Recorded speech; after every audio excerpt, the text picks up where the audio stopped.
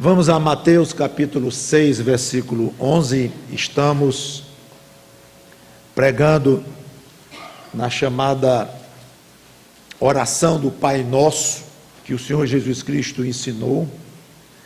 Então é uma série que eu intitulei Aprendendo a Orar com Jesus. Essa é a quarta parte. Mateus capítulo 6, versículo 11, estamos vendo mais ou menos uma parte, uma frase de cada vez, uma divisão de cada vez. Então, deixe-me ler desde o início, é curtinha, para nós pegarmos todo o contexto, e eu concentrarei então na parte que queremos. Então, portanto, vós orareis assim: Pai nosso, que estás nos céus, santificado seja o teu nome, venha o teu reino, faça-se a tua vontade, assim na terra como no céu. O pão nosso de cada dia dá-nos hoje, e perdoa-nos as nossas dívidas, assim como nós temos perdoado aos nossos devedores. E não nos deixes cair em tentação, mas livra-nos do mal, pois teu é o reino, o poder e a glória para sempre. Amém. Vamos orar. Santo Deus, nosso bom Pai, obrigado por este modelo espetacular de oração que o teu Filho nos deu. É tão concentrado no que ele falou aqui. Nós temos dificuldades de abrir. É como uma rosa fechada em que vamos abrindo as pétalas e parece que cada vez aparece mais. E sempre nos ensinando, sempre nos deixando ver coisas diferentes nesta oração tão bela. Aliás, eu poderia dizer que são várias orações numa só, porque cada frase desta é uma verdadeira oração. Nos ensina agora sobre o que ele quis dizer quando disse: o pão nosso de cada dia dá-nos hoje. Em nome do Senhor Jesus Cristo, dele mesmo, Senhor, nosso Pai, nós te pedimos. Amém. O pão nosso de cada dia dá-nos hoje. Pão. O homem foi criado necessitando de alimentação, de sustento. Não sei se vocês notaram isto, mesmo sem pecado. Então, a necessidade de se alimentar não foi uma consequência do pecado, não estava dentro da maldição de Deus, para que esse homem pecasse. Ele já deu, o homem já foi criado com necessidade de alimento. Está lá em Gênesis 1:29, mas eu não vou ler. Não há necessidade. A única diferença é que o alimento era só de verde, de ervas. Não incluía, antes do pecado, o alimento de animais, o homem comer ou matar para comer, e animais matando animais para comer, até animais matando homens. Isso veio depois do pecado, mas todos os seres vivos que precisavam de alimento iriam se alimentar de erva verde, mas alimentar. Não sei exatamente o motivo pelo qual Deus quis assim, talvez para lembrar a dependência de Deus, algo indicando que o homem precisava constantemente de Deus, mesmo sem pecado, lembrando isto, mas precisava de Deus, precisava do alimento. O alimento, além da necessidade física, ele traz prazer dentro dos limites. O excesso seria o que nós conhecemos como gula, que é pecado e tudo mais, mas alimento é para ser prazer. É um pouco lamentável que a nossa geração hoje, ela tem focalizado tanto no que é proibido, no que é gorduroso, no que é doce demais, no que faz mal a isso ou faz mal aquilo, que acaba tirando um pouco o prazer da comida. Eu sei que isto veio porque estava havendo um outro extremo, uma humanidade, nós aqui pelo menos, sem cuidados com a alimentação, e pessoas morrendo muito novas, infarto e tudo mais, e a ciência vai evoluindo e vai descobrindo que isso pode ser evitado mediante uma alimentação mais cuidadosa e tudo. Mas o ser humano, coitado, depois que pecou, ele ficou muito exagerado nas coisas, ele é meio desequilibrado. Então, para corrigir um problema, ele corrige errado, ele corrige de uma maneira exagerada, aí vai para um lado do extremo, aí depois vai para o outro extremo, e fica assim. É uma pena, mas essa é a nossa raça pecadora. Então, essa obsessão hoje por um alimento saudável, eu acho que chega a passar dos limites, porque tira muitas vezes até o prazer da gente se lembrar do prazer de comer e realmente degustar com muita alegria. Que comida gostosa! Eu vou até repetir, isso não é gula, gula é outra coisa. Então, talvez se essa mensagem fosse 20 anos atrás, eu estaria no outro, lembrando outro aspecto. Não coma demais, olha o perigo das gorduras e coisas desse tipo. Mas vamos por equilíbrio. Comida boa faz parte da nossa vida, boa no sentido de dar prazer. Aqui nós temos uma figura de linguagem chamada sinédoque, em que se expressa uma coisa geral pela parte. Então, quando fala pão, Jesus excluiu todo ou qualquer outro tipo de alimento. Não, ele só disse para nós pedirmos o pão. Se comer uma carne, está errado, porque não foi pedido por Jesus naquela oração. Não, não, não. O pão aqui, ele representa o todo, o alimento, de uma maneira geral. Dá-nos o alimento, não precisa ser só o pão.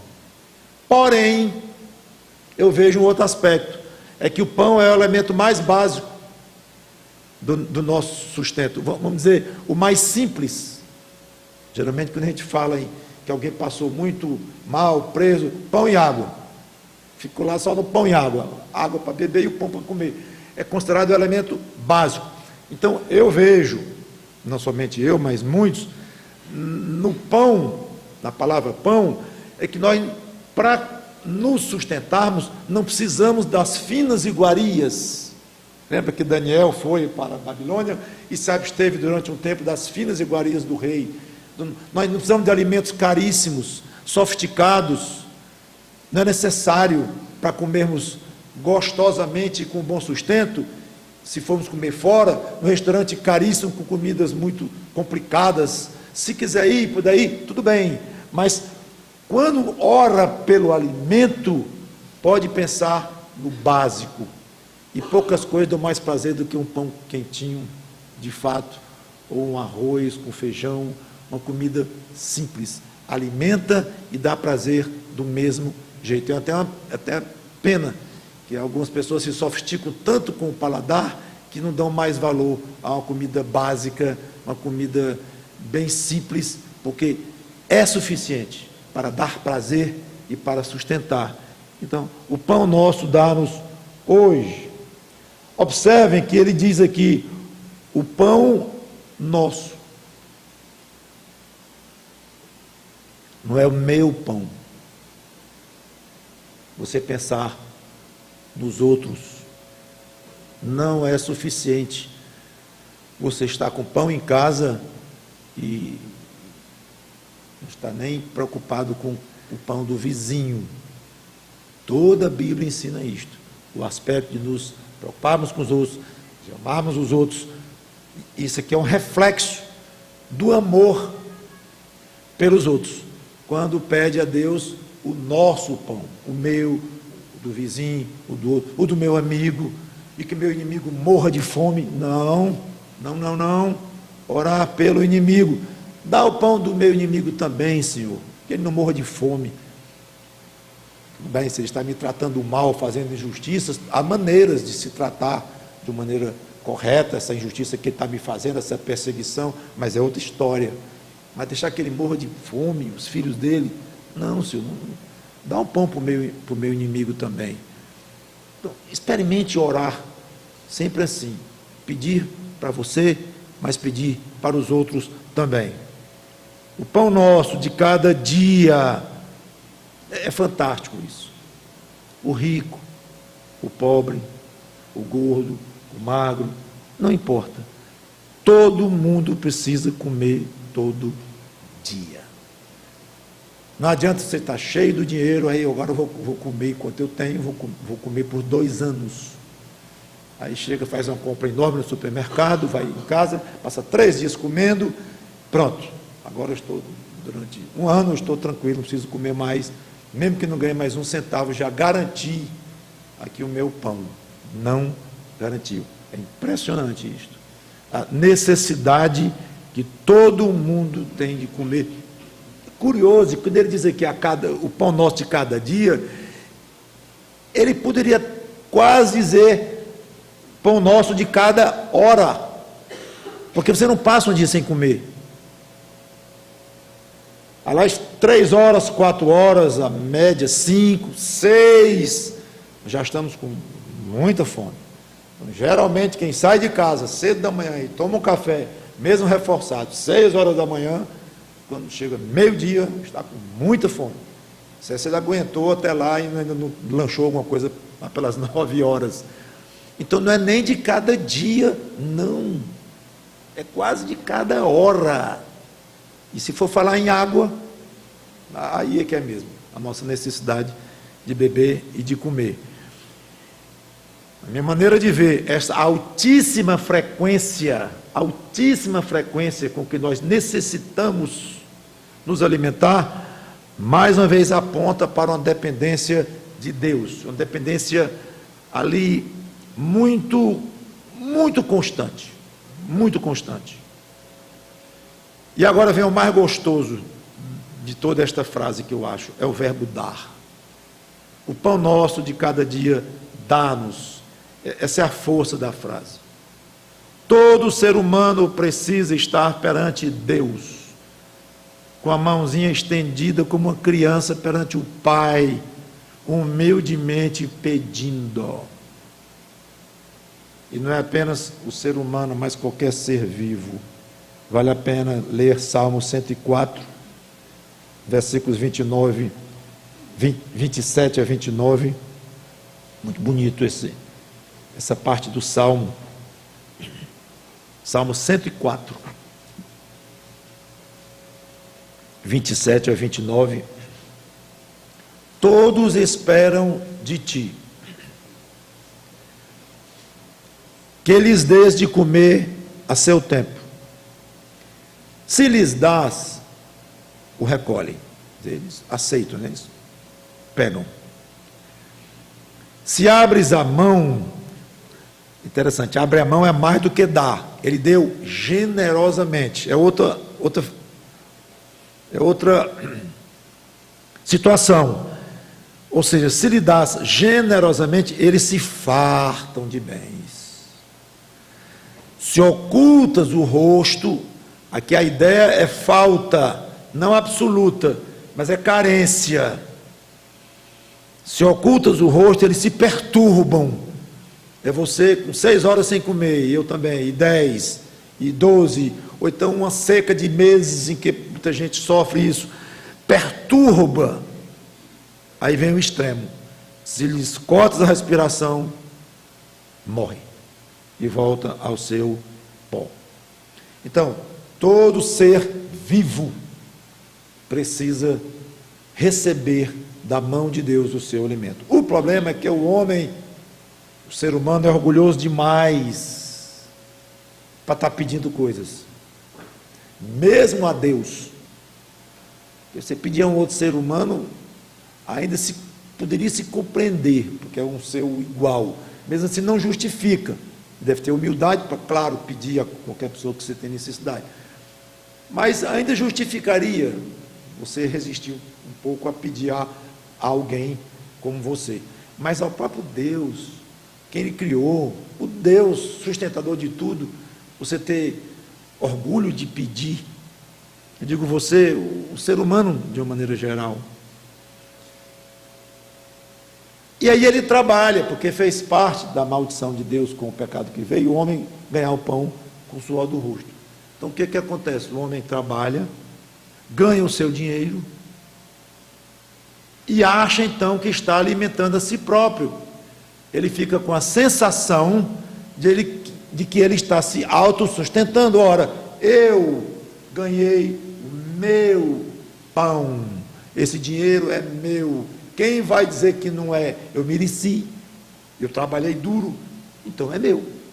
E eu compro o que eu quiser com esse dinheiro, inclusive o meu pão. E deixa Deus de lado. Esquece nesse processo, o que é uma pura ilusão. Porque ele esquece que Deus é que dá a saúde para ele trabalhar. Eu trabalhei, é verdade, meu amigo, com que saúde? Deus é que dá o emprego. Ah, você trabalhou, arranjou um emprego. Quem lhe deu esse emprego? Ele faz chover sobre maus e bons.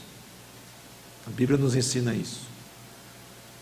Os maus são extremamente ingratos a Deus, não reconhecem. E eu creio que muitos chamados cristãos que recitam o Pai Nosso de cor, desde pequenos, não são de coração gratos a Deus. Reconhecem que Deus é o Deus Criador, que dá tudo e tal, mas lá no fundo do coração, ele vai comer, seja um pão, seja uma lagosta, lá no coração dele, não tem essa impressão, mais do que impressão, essa convicção, isso aqui está aqui porque Deus me deu, independente do que tem no banco, de qualquer coisa, Deus me deu. Graças a Deus, eu acho que eu posso assumir que nós crentes, transformados em Cristo, já passamos desta fase, e nossa gratidão a Deus é algo mais forte, mais íntima, mais genuína, sem dúvida. Mesmo assim, mesmo agora reconhecendo de coração que Deus nos dá tudo e que somos dependentes dele, muitas vezes eu acho que o crente se esquece de que depende totalmente de Deus para cada garfada que ele coloca na sua boca, para cada gole de água ou de qualquer líquido que ele coloca na sua boca. E cai em dois erros. Primeiro, trabalha demais por conta do que Deus disse: ganharás o pão com o suor do rosto. É exatamente aquilo que eu falei pouco tempo atrás. Prega uma ordem de Deus e exagera. Está cumprindo a ordem, está certo trabalhar. Mas até que ponto? Tem limite? Óbvio que tem limite. Tem um limite razoável, um limite saudável, considerando que há outras obrigações, outras responsabilidades para o ser humano, que não só o trabalhar com o suor do rosto. A vida humana passou a ser só trabalhar com o suor do rosto? Claro que não. Tem o próprio Deus para se relacionar, tem a igreja de Deus para se relacionar, tem a família, tem o próprio lazer, necessidade física de cada um. Então, ganhar o pão com o suor do rosto faz parte de um pacote muito maior. Mas o ser humano deturpa muitas vezes e até usa como desculpa uma coisa legítima, em tese, em base, em princípio, mas exagera e deforma. Então muitos trabalham demais. Dois perigos eles correm aqui, eu não vou detalhar muito porque nosso assunto não é o trabalho, embora faça parte do nosso contexto aqui, mas eu vou só tocar nesses dois pontos. Dois perigos: fica com pouco tempo para as coisas outras além do trabalho, as coisas de Deus, as coisas da família, e fica com pouca cabeça, com pouca prioridade para essas outros tipos de dedicação que ele tem que ter. O outro perigo é que, com muito trabalho, pode vir muito dinheiro, pode não vir, mas pode vir. Aí tem o perigo da sensação de independência, e não precisa ser um multimilionário para ter essa sensação.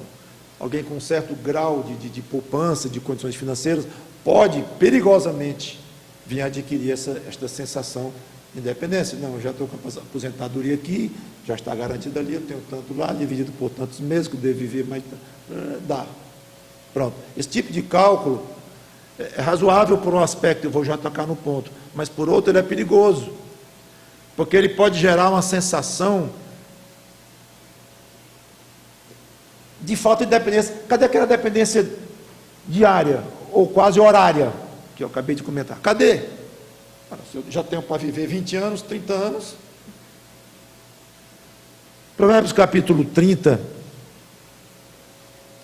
uma passagem belíssima e que traduz muito da totalidade da vida cristã, isto aqui, em termos de sustento, de manutenção, dinheiro, essas coisas. Provérbios 30, versículos 8 e 9.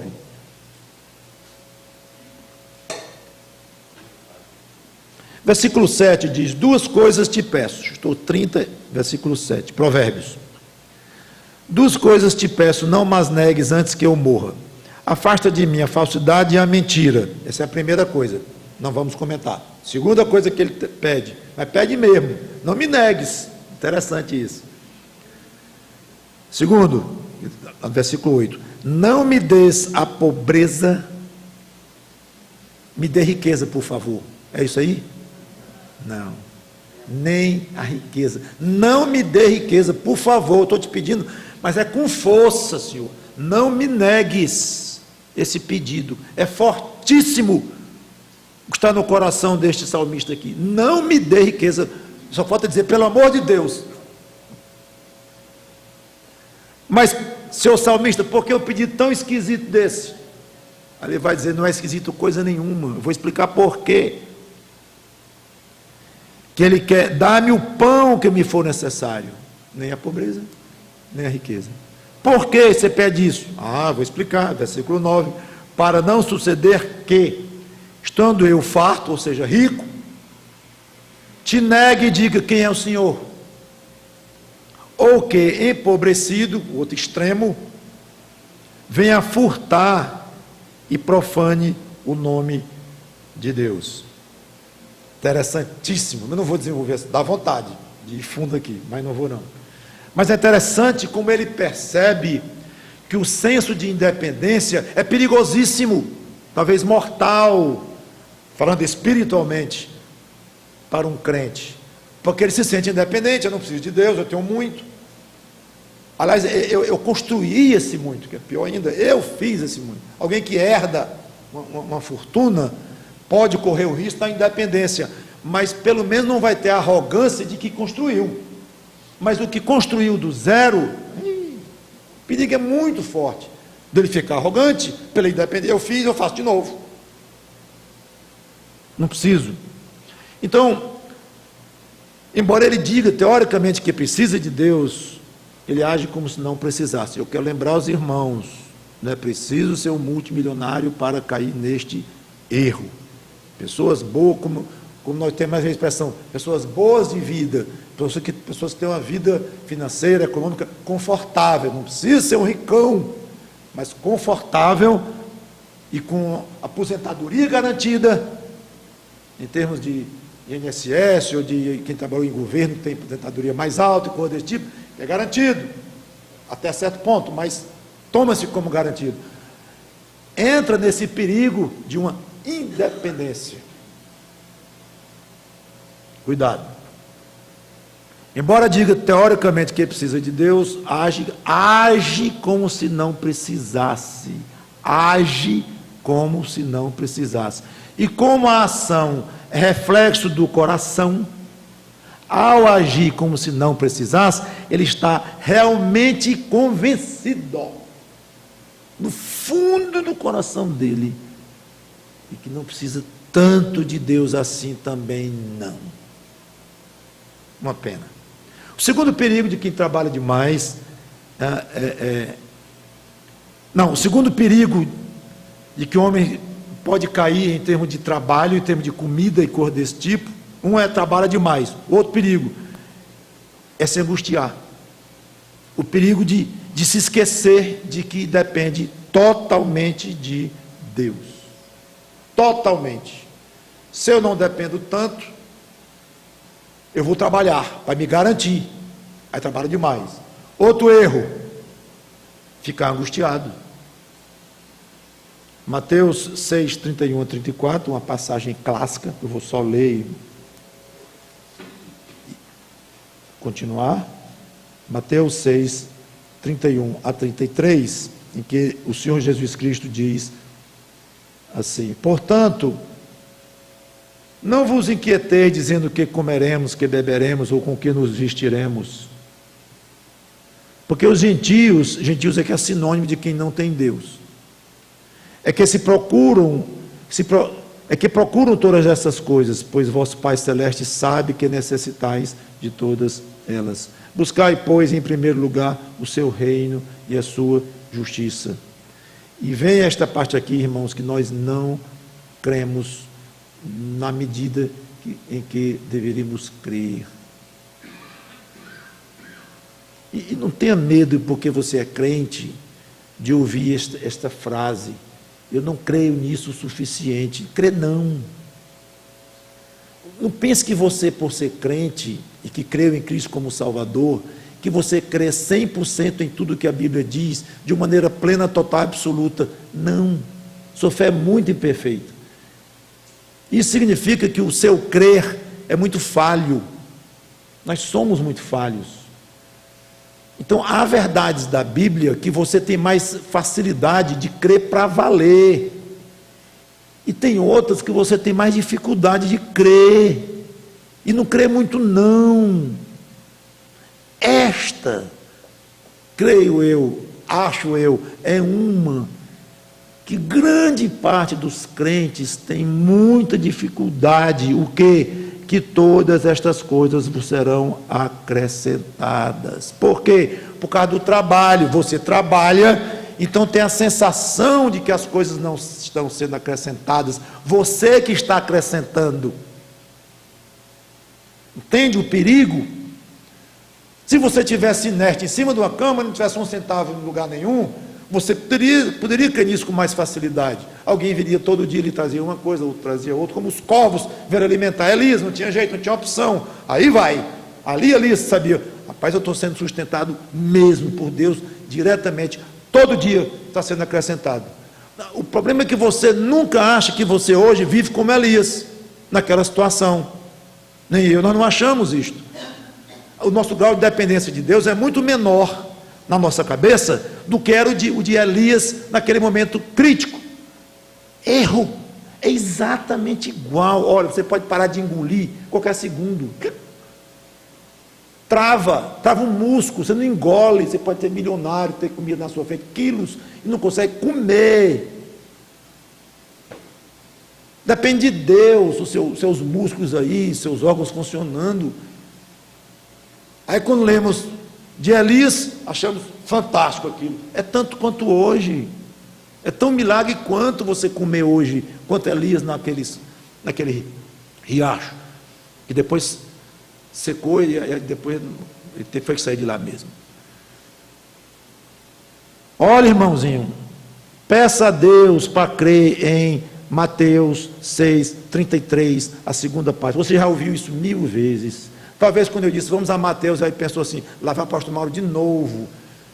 Não vos inquieteis com o dia de amanhã. Eu já sei, pastor, basta dizer. Aquela passagem de Mateus 6, eu sei que é pena, porque você sabe, mas não cumpre. Eu sei e não cumpro.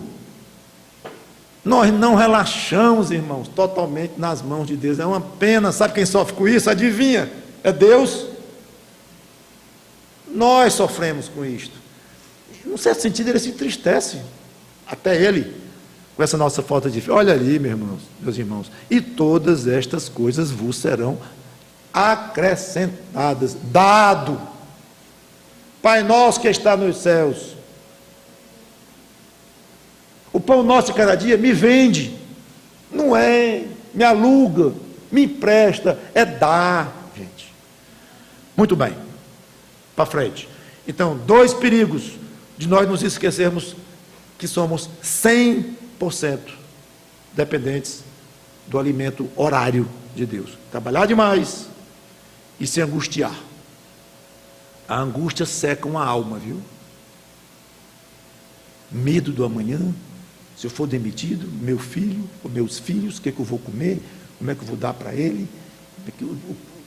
O problema do diabo é tão sagaz que talvez você nem se preocupe com comer em si, porque é barato comer, bem simples, você come, com o seu padrão de vida ali, você come.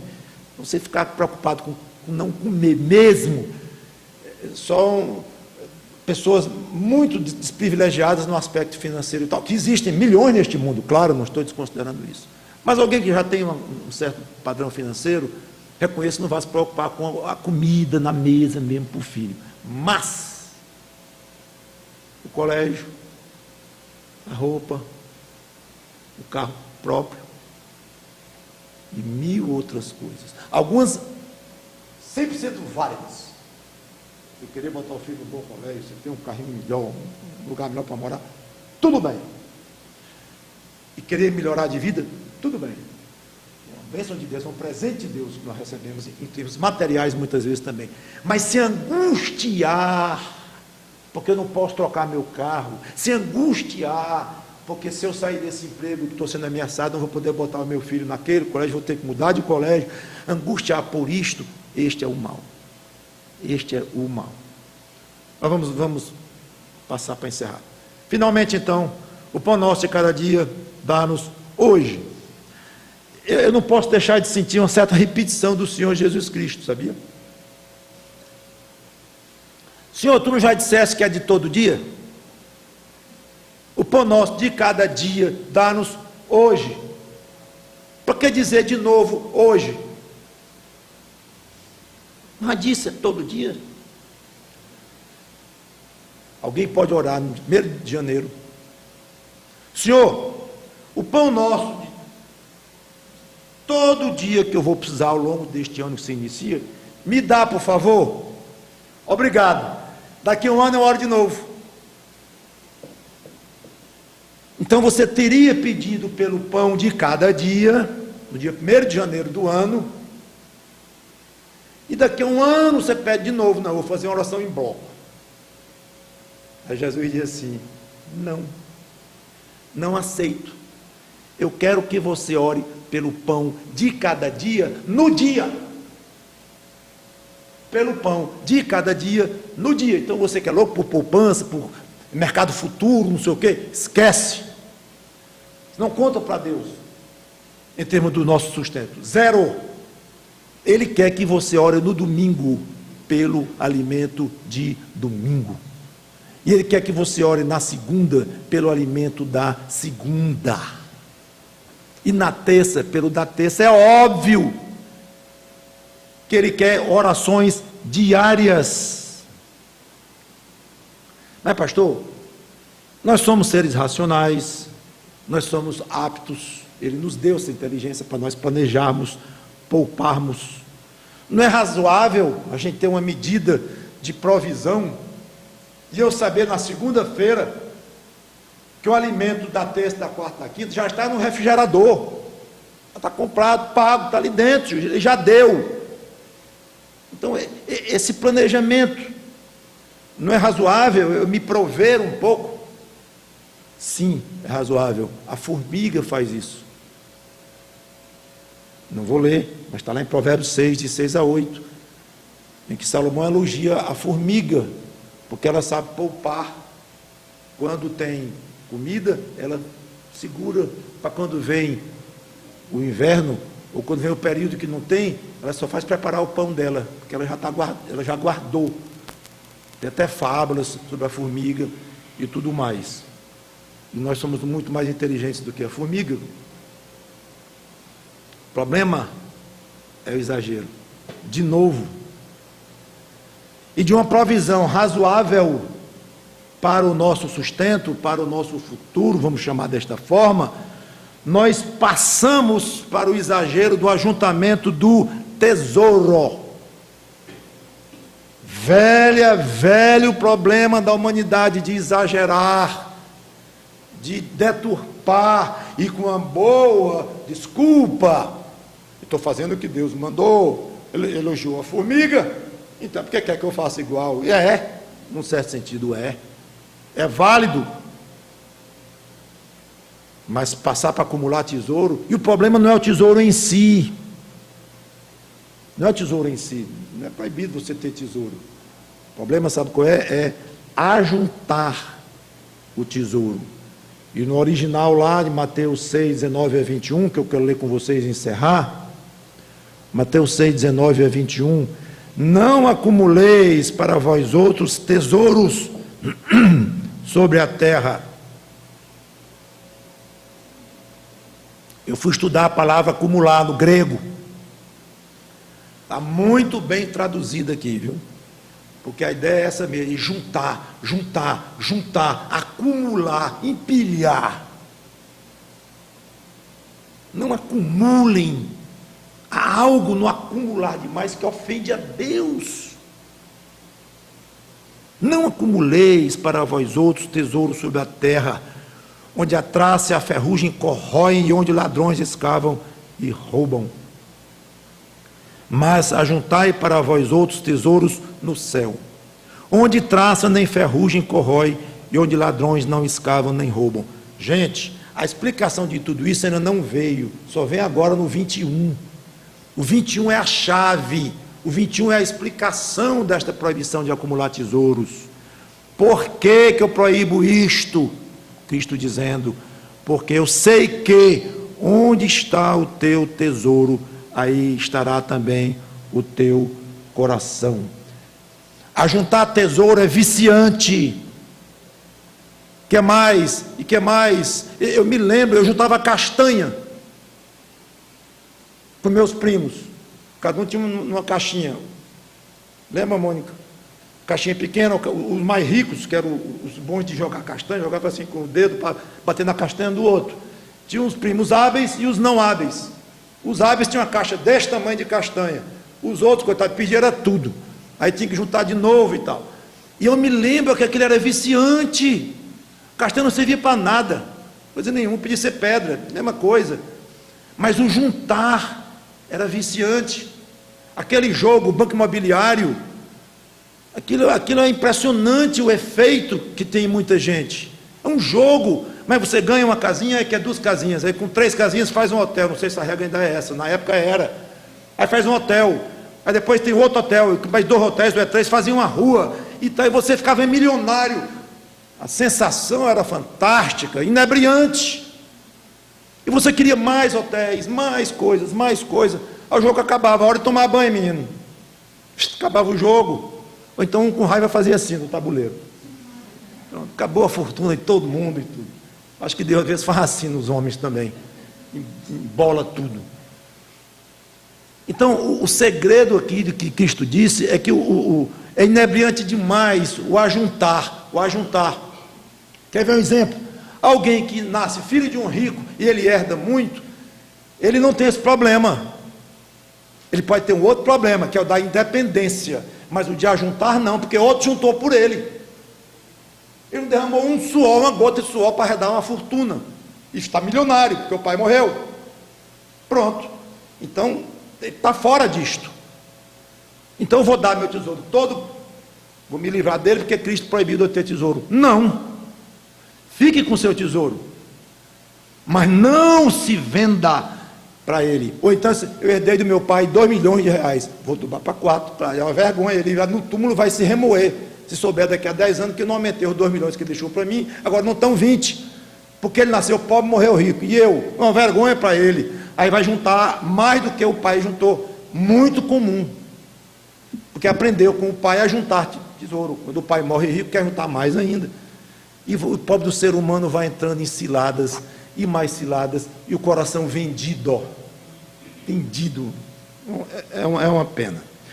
Então o problema é o seu coração, não é o tesouro em si. Há histórias bonitas de pessoas ricas, que deram muito para as coisas de Deus, para os pobres, para causas humanitárias, há histórias belíssimas, inclusive na Bíblia, de pessoas ricas. O problema é o coração. Em suma, meus irmãos queridos, estejamos sempre em equilíbrio quanto ao assunto do alimento. Nem dependente demais, para não ficar arrogante, e nem angustiado demais, para não ofender a Deus com isso. Nem trabalhando demais, para juntar e acumular, ou mesmo sem juntar e sem acumular, mas sem tomar responsabilidades nas outras áreas da vida, mais importantes até mesmo do que o próprio dinheiro, nem trabalhando demais e nem trabalhando de menos. Vai ter com a formiga, ó preguiçoso. Porque o preguiçoso não fica lá. Deus me dá. Leia a Bíblia, meu amigo. Diz que Deus sabe antes de eu pedir. E vou me preocupar com as coisas de Deus, porque as outras serão acrescentadas. Lá vem a deformação. Pois eu estou me preocupando com as coisas de Deus direto, ó, de manhã até de noite. Passo o dia todo na minha rede, lendo a Bíblia, orando pelos irmãos e tudo. Então eu sei que Deus vai mandar deixar aqui, bem na minha portinha, todo dia, 1 quilo de feijão, de arroz, talvez um dia um filezinho, um camarãozinho, não sei, mas o que vier eu aceito, porque Deus é que me dá. Aí acha que está sendo humilde, irresponsável, preguiçoso, sem trabalhar. Então, equilíbrio, nem de mais, nem de menos. E que sempre, sempre, sempre, independente se você tem muito ou pouco, uma dependência absolutamente diária, horária, das coisas que você come, que você bebe, agradecendo a Deus constantemente por isso. Que Deus nos abençoe. Vamos orar. Obrigado, Senhor Deus, pelo pão de hoje, domingo. Seja pão, seja uma carne, seja um frango que vamos comer daqui a pouco no almoço. Mas obrigado, Senhor. Obrigado pelo suco de laranja, pelo suco de uva, obrigado pela água, pela Coca-Cola, obrigado pelo que vamos beber. Vem de Ti. Temos sabedoria para comer o que é correto, para os nossos corpos, cada um com suas dificuldades, suas peculiaridades. Obedeçamos razoavelmente os médicos e o bom senso, sem também entrarmos numa obsessão de nem dar mais valor ao prazer de uma boa comida. Nos ajuda a não querermos juntar demais, nem trabalhar de menos, este equilíbrio que só Teu Espírito Santo dá para nós, e mesmo assim, por perfeito que o Teu Espírito seja, que é, nós somos imperfeitos para recebermos dele essa perfeição toda. Então, que nós vamos aqui tropegamente, dia a dia, até chegarmos no céu, mas que saibamos aplicar bem esses Teus princípios. Muito obrigado pelo pão nosso de cada dia. Continua nos dando. Em nome do Senhor Jesus Cristo. Amém.